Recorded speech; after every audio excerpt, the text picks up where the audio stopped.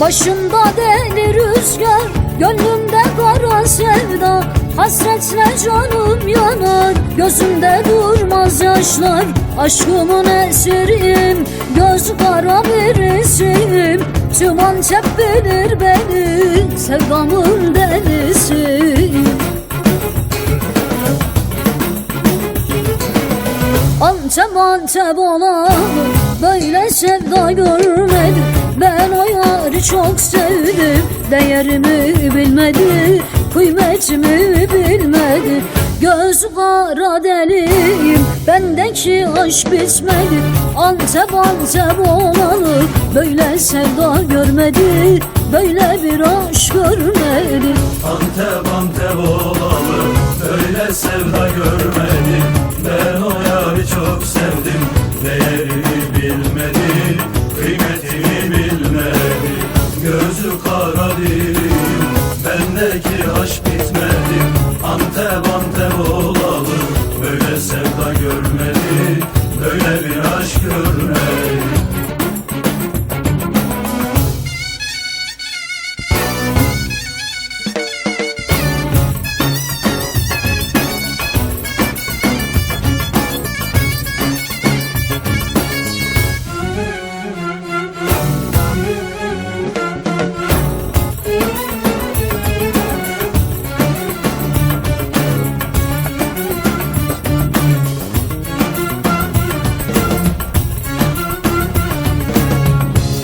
Benim olacak, bunu tarih yazacak.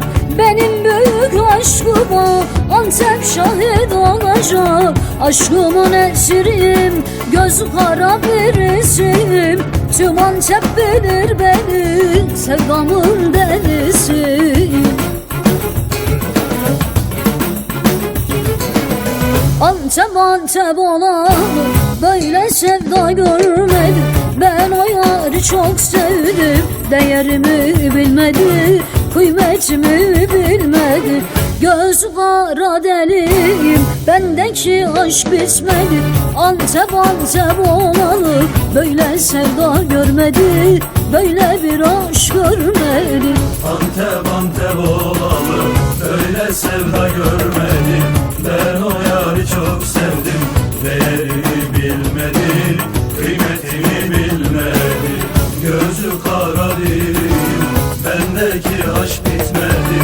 Antep olalı, böyle sevda görmedi, böyle bir aşk görmedi.